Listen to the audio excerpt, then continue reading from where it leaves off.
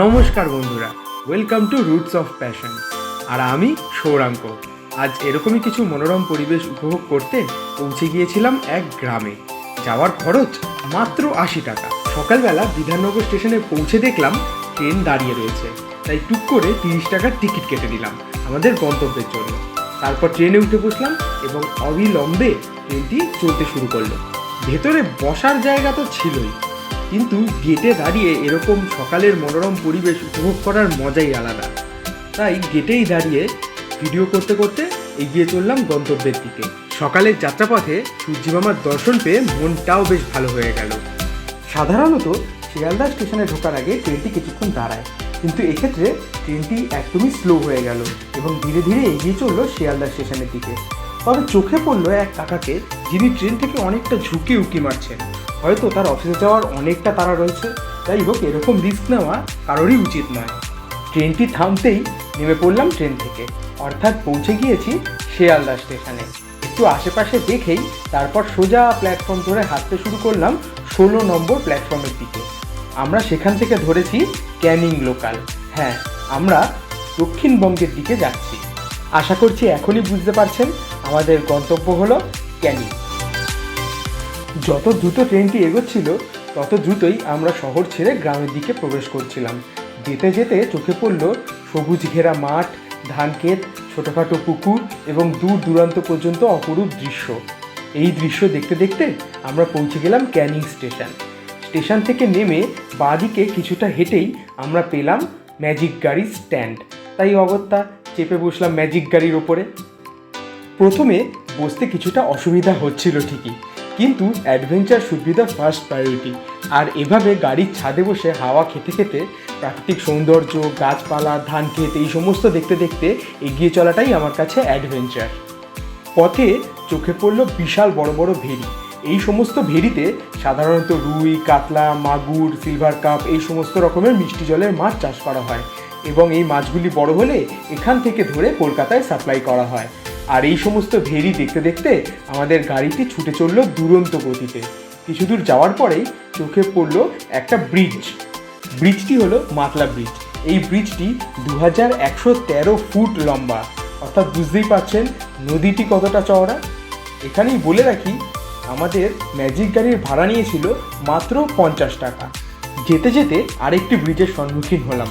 এটি হলো বাসন্তী ব্রিজ। এটি বিদ্যাধরী নদীর ওপর তৈরি। এই নদীটিও যথেষ্ট চওড়া। ব্রিজ পার করতেই আবার শুরু হয়ে গেল গাছে ঘেরা সড়ক পথ। এই সড়ক পথ ধরেই আমরা ছুটে চলেছি আমাদের গন্তব্যের দিকে। আজকে আমাদের গন্তব্য লট নম্বর 126, অর্থাৎ সুন্দরবনের সর্বশেষ গ্রাম ঝড়খালি। ঝড়খালি পৌঁছে আমাদের অতিথিশালায় ব্যাগপত্র রেখে খেয়ে দিয়ে বেরিয়ে পড়লাম গ্রাম পরিদর্শনে। পৌঁছলাম এক শিব মন্দিরে। শিব ঠাকুরকে নমস্কার করে তারপরে গেলাম একটু বাজার ঘুরে দেখতে। চোখে পড়ল বিশাল বড় বড় নোঙর। এই সমস্ত নোঙরগুলি সাধারণত বড় বড় লঞ্চে বা ট্রলারে ব্যবহার করা হয়। আঞ্চলিক ভাষায় এই সমস্ত নোঙরগুলিকে বলা হয় গ্রাফি। বাজার থেকে ফিরে রাত্রেবেলা খেয়ে দিয়ে জমিয়ে দিলাম একখান ঘুম। পরদিন সকালে ঘুম থেকে উঠে বাইরে গিয়েই চোখে পড়ল এক সুন্দর কুয়াশা ভরা মেঠো সকাল। এরকম সৌন্দর্য গ্রাম ছাড়া কল্পনাই করা যায় না। যাই হোক, তারপর ফ্রেশ হয়ে বেরিয়ে পড়লাম গ্রাম পরিদর্শনে। প্রথমেই একটা জায়গায় গিয়ে দেখতে পেলাম ধান ঝাড়ার পরে শুধু খড়ের লাট পড়ে রয়েছে। পাশে তাকাতেই চোখে পড়ল সেই ছোটবেলার স্মৃতিযুক্ত এক কুলো। আর তার চারপাশে রয়েছে ধানে ভরা বড় বড় বস্তা। আর একটু এগিয়ে যেতেই দেখলাম মোটর চলছে খুব জোরে, আর ধান ঝাড়াই করা হচ্ছে মেশিনের মাধ্যমে। এই মেশিনটার মাথায় পেরেক লাগানো। এই পেরেকগুলোই খড় থেকে ধানটাকে আলাদা করে দিচ্ছে। এরপর দেখলাম ধান সেদ্ধ করা হচ্ছে।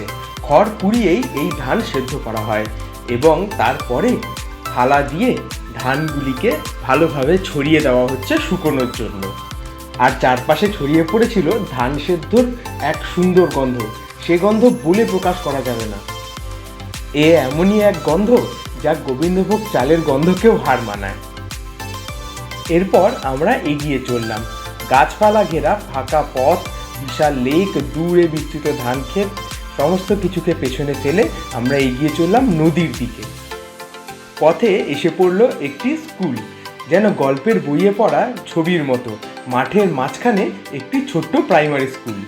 এই সমস্ত কিছু পেছনে ফেলে এগিয়ে চললাম সবুজ ঘেরা পথ ধরে। এরপর এসে পৌঁছলাম এক 3 মাথার মোড়ে। ডান দিকে ইটের রাস্তা শুরু হয়েছে, আর বিশাল এক ধান ক্ষেত চোখে পড়ল, আর দূরে দেখতে পাচ্ছি সবুজ ঘেরা গাছপালা। এই মাঠটি পার করলেই আমরা পৌঁছে যাব নদীর পাড়ে। এরপর আমরা ওই ইটের রাস্তা ধরে এগিয়ে চললাম বাঁধের উদ্দেশ্যে, এবং ডান দিকে সারি সারি ইউক্যালিপটাস গাছ। কিছু দূর এগিয়ে যেতেই চোখে পড়লো আরও এক মনোরম দৃশ্য। দেখলাম বড় বড় ঘাস হয়ে রয়েছে এক জলা জমিতে, এবং বাতাসে সেই সমস্ত ঘাসগুলি তালে তালে দুলছে। আর আপনারা শিশির তো দেখেছেনই, কিন্তু এরকম কি কখনো দেখেছেন ঘাসের ওপরে শিশির জমে রয়েছে? ঠিক তেমনই আমিও দেখিনি। কি অদ্ভুত না এই দৃশ্য! তারপর কিছু দূর এগিয়ে যেতেই একটা উঁচু রাস্তা চোখে পড়ল। সেই রাস্তার উপরে উঠতেই দেখলাম বিশাল বিশাল কাঁকড়া চাষের ভেড়ি।